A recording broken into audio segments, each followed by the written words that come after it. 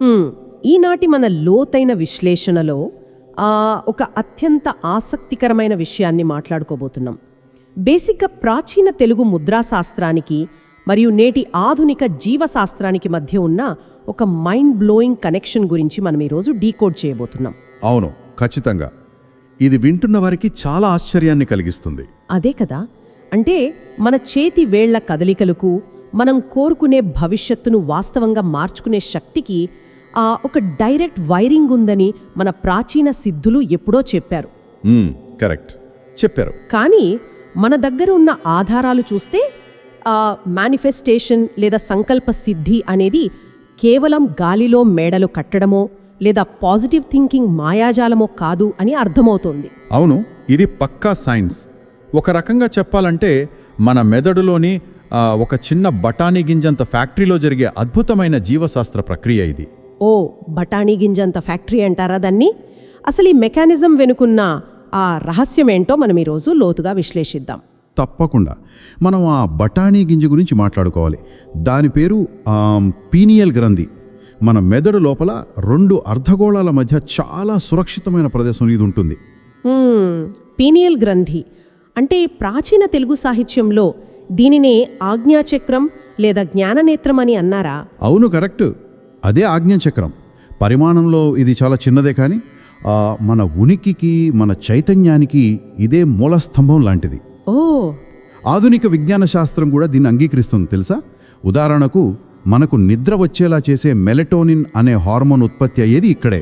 అవును, మెలటోనిన్ గురించి చాలా విన్నాం. అంతేకాదు, మనకు లోతైన అంతర్దృష్టిని కలిగించే డిఎంటి అంటే డైమిథైల్ ట్రిప్టమైన్ అనే పవర్ఫుల్ రసాయనం కూడా ఇక్కడే ఉత్పత్తి అవుతుందని పరిశోధనలు చెప్తున్నాయి. వెయిట్, ఈ డిఎంటి రసాయనం విడుదలైనప్పుడు మన మెదడు సాధారణ పరిమితులను దాటి అత్యున్నతమైన ఏకాగ్రతను సాధిస్తుంది కదా? ఖచ్చితంగా.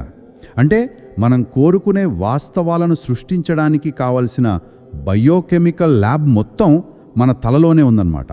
వావ్, వింటుంటేనే చాలా ఆసక్తికరంగా ఉంది. అయితే మన తలలో ఉన్న ఈ ల్యాబ్ని లేదా ఈ హార్డ్వేర్ని మనం ఎలా కంట్రోల్ చేయాలి అనేది ఇక్కడ అసలు ప్రశ్న. కరెక్ట్. మెదడును ఎలా ప్రోగ్రామ్ చేయాలో తెలుసుకోవాలి అంటే మనం ముద్రాశాస్త్రం వైపు చూడాలి. అవును, మనకు లభించిన ఆధారాల ప్రకారం చూస్తే దక్షిణ భారతదేశంలోని సిద్ధ వైద్యం, యోగ సంప్రదాయాలు ఈ ముద్రాశాస్త్రాన్ని చాలా నిగూఢంగా డెవలప్ చేసే కదా. అవును, చాలా లోతుగా అధ్యయనం చేశారు. అందులో ముఖ్యంగా శంఖుముద్ర, ధ్యానముద్ర, ప్రాణముద్ర లాంటివి కేవలం చేతులను అందంగా పెట్టుకునే భంగిమలు కావు అని స్పష్టంగా రాసి ఉంది. ఇవి మన నాడీ వ్యవస్థను విశ్వశక్తితో కలిపే పక్కా ఎలక్ట్రికల్ సర్క్యూట్స్ అట. అవును, అవే సర్క్యూట్స్. ముద్రలు వేసినప్పుడు వేలి చివర్ల నుండి నాడుల ద్వారా సంకేతాలు నేరుగా ఆ పీనియల్ గ్రంథికి చేరుతాయి. సరే, దీనిని కాస్త విడమర్చి చూద్దాం. అంటే మన 10 వేళ్ళు ఒక కంప్యూటర్ కీబోర్డ్ లాంటివి అన్నమాట. అద్భుతమైన పోలిక ఇది. అంటే మనము ఒక నిర్దిష్టమైన ముద్రను వేయడం అంటే మన వేళ్లతో ఒక కమాండ్ టైప్ చేసి మెదడులోని సిపియుకి అంటే ఆ పీనియల్ గ్రంథికి నేరుగా ఎలక్ట్రికల్ సిగ్నల్ పంపడమే కదా? ఖచ్చితంగా. జీవశాస్త్రం ప్రకారం చూస్తే మన చేతివేళ్ల చివర్లలో అత్యంత దట్టమైన నరాల ఎండింగ్స్ ఉంటాయి. అందుకే మెదడుకి అంత డైరెక్ట్ కనెక్షన్ ఉంటుంది. ఓ, అర్థమైంది. ఇక్కడ అత్యంత ఆశ్చర్యకరమైన విషయం ఏమిటంటే ఈ పీనియల్ గ్రంథి కాంతికి నేరుగా స్పందిస్తుంది. అది పుర్రె కింద గాఢ అంధకారంలో ఉన్నప్పటికీ మూసిన కళ్ళతో కూడా అంతర్గత కాంతిని చూడగలదు. ఒక్క నిమిషం, పుర్రెలోకుల చీకట్లో ఉండే గ్రంథికి ఆ కంటి రెటీనా లాంటి కణజాలం ఉండటం ప్రకృతి చేసిన ఒక అద్భుతమైన ఇంజనీరింగ్లా ఉంది. అవును, అందుకే దానికి 3వ కన్ను అనే పేరు సార్థకమైంది. మనం ముద్రలు వేసి సిగ్నల్స్ పంపినప్పుడు ఆ గ్రంథి మేల్కుంటుంది. ఇక్కడే అసలు ఆసక్తికరమైన విషయం దాగి ఉంది. సరే, మనం కీబోర్డ్ మీద కమాండ్ టైప్ చేశాం, సిగ్నల్ సిపియుని మేల్కొల్పింది. కానీ మెదడు దాన్ని ఎలా ప్రాసెస్ చేసి లక్ష్యాలను ఆకర్షిస్తుంది అనే దగ్గర నాకు ఒక పెద్ద డౌట్ వచ్చింది. చెప్పండి. ఈ ఆధారాల్లో నన్ను విపరీతంగా ఆశ్చర్యపరిచిన పాయింట్ ఒకటి ఉంది. అంటే ముద్రలు వేసినప్పుడు మన మెదడు తరంగాలు బీటా నుండి థీటా లేదా గామాకి మారుతాయని, పీనియల్ గ్రంథిలో ఘర్షణ జరిగి అయస్కాంత క్షేత్రం ఏర్పడుతుందని రాశారు. కరెక్ట్, అదే జరుగుతుంది. కానీ ఒక్క నిమిషం ఆగండి. అసలు మన మెదడులో చిన్న చిన్న స్ఫటికాలు అంటే క్రిస్టల్స్ ఉండటం ఏంటి, అవి శ్వాస ఘర్షణకు ప్రకంపించి మ్యాగ్నెటిక్ ఫీల్డ్ క్రియేట్ చేయటం ఏంటి, ఇదంతా కొంచెం సైన్స్ ఫిక్షన్ మూవీలాగా అనిపించడం లేదా? వినడానికి అలాగనిపిస్తుంది కానీ ఇది మాయాజాలం కాదు, ఇది పక్కా శాస్త్రీయ ప్రక్రియ. మన పీనియల్ గ్రంథిలో నిజంగానే కాల్సిటీ అనబడే సూక్ష్మమైన మైక్రో క్రిస్టల్స్ ఉంటాయి. నిజంగానా? మెదడులో స్ఫటికాలుంటాయా? అవును, ఉంటాయి. వాటి రసాయన నామం కాల్షియం కార్బోనేట్. ఇక ఇవి అయస్కాంత క్షేత్రాన్ని ఎలా సృష్టిస్తాయంటే పైజో ఎలక్ట్రిక్ ఎఫెక్ట్ వల్ల. పైజో ఎలక్ట్రిక్ ఎఫెక్టా? అంటే ఏంటి? మీరు గ్యాస్ లైటర్ చూసే ఉంటారు కదా, ఒక చిన్న బటన్ నొక్కగానే స్పార్క్ వస్తుంది. అవును, వస్తుంది. అలాగే క్వార్ట్జ్ గడియారాలు ఉంటాయి కదా, వీటన్నిటికీ మూలం ఈ పైజో ఎలక్ట్రిక్ ఎఫెక్టే. ఒక స్ఫటికం మీద మనం యాంత్రికంగా ఒత్తిడి కలిగించినప్పుడు అది విద్యుత్ శక్తిగా మారుతుంది. ఓ, అర్థమైంది. మన మెదడులో కూడా ఇదే జరుగుతుంది. మనం లయబద్ధమైన శ్వాస తీసుకున్నప్పుడు ఆ ఘర్షలకు ఈ స్ఫటికాలపై ఒత్తిడి పడి అవి ప్రకంపిస్తాయి. అప్పుడు ఒక ఎలక్ట్రోమాగ్నెటిక్ ఫీల్డ్ క్రియేట్ అవుతుంది. వావ్! అంటే మన మెదడు ఒక రేడియో ట్రాన్స్మిటర్ లాగా పనిచేయడం మొదలు పెడుతుందన్నమాట. అవును. బేసిక్గా మనం బీటా తరంగాల నుండి అత్యున్నత ఏకాగ్రతను చూపే థీటా లేదా గామా తరంగాలకు మారతాం. అప్పుడు మన ఆలోచనల ఫ్రీక్వెన్సీ విశ్వంలోకి ప్రసారం అవుతుంది. అంటే ఇదంతా దేనిని సూచిస్తోంది? మన తలలో ఒక న్యాచురల్ రేడియో యాంటెనా ఉంది అని అర్థమవుతోంది.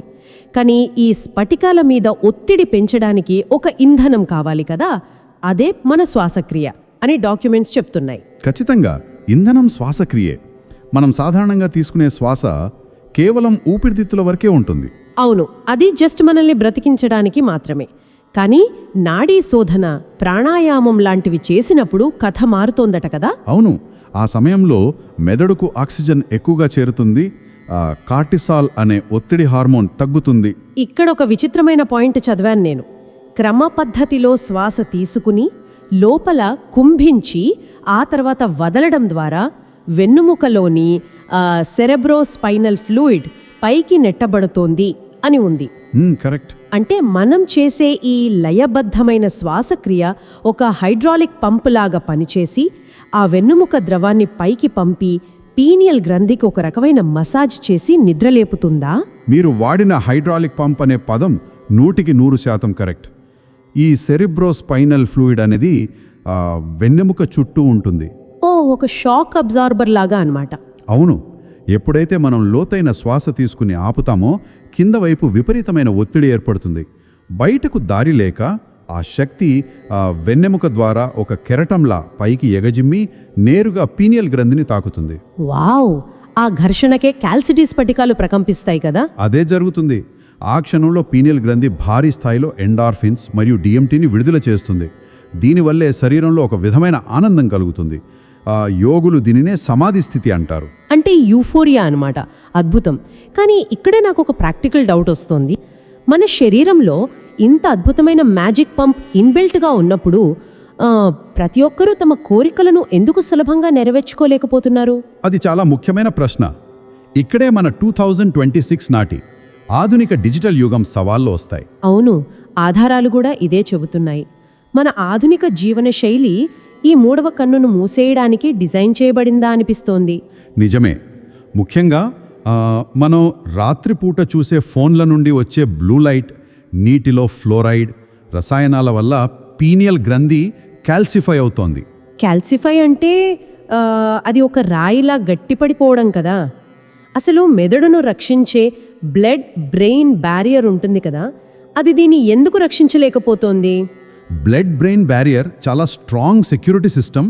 కానీ విచిత్రం ఏంటంటే ఈ పీనియల్ గ్రంథి ఆ బారియర్కి వెలుపలుంటుంది. వెలుపలుంటుందా? ఎందుకని? ఎందుకంటే అది రక్తంలోని సంకేతాలను గ్రహించి మన సర్కేడియన్ రిథమ్ని అంటే జీవ గడియారాన్ని కంట్రోల్ చేయాలి కాబట్టి.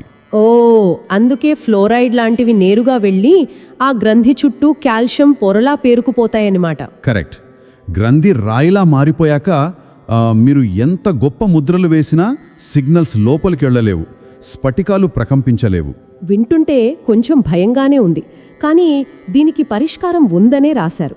కేవలం రాగి చెంబులో నీళ్లు త్రాగడం, సూర్యరశ్మి ద్వారా ఇన్ని సంవత్సరాల డిజిటల్ డ్యామేజ్ను నిజంగానే వెనక్కి తిప్పగలమా? దీనిని మనం విశాల దృక్పథంతో చూసినట్లయితే మన పూర్వీకుల అలవాట్లు ఎంత శాస్త్రీయమైనవో అర్థమవుతుంది. మన శరీరం తనను తాను బాగు చేసుకునే శక్తిని కలిగి ఉంటుంది. సెల్ఫ్ హీలింగ్ అంటారు. అవును, రాగికి ఒక ప్రత్యేకమైన గుణం ఉంది. అది నీటిలోని ఫ్లోరైడ్ మరియు రసాయనాలను విచ్ఛిన్నం చేస్తుంది. కాబట్టి క్యాల్సిఫికేషన్ తగ్గుతుంది. అద్భుతం. అలాగే తులసి ఆకులు తినడం, సూర్య నమస్కారాలు చేయడం కూడా హెల్ప్ అవుతాయి కదా? అవును, తులసి ఒక పవర్ఫుల్ డీటాక్సిఫైయర్.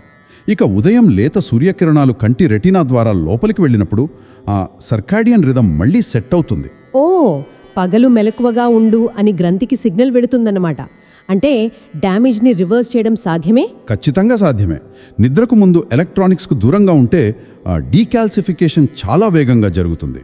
సరే, ఇప్పుడు హార్డ్వేర్ ఎలా పనిచేస్తుందో, ఇంధనం ఏమిటో, అడ్డంకులను ఎలా తొలగించాలో అర్థమైంది.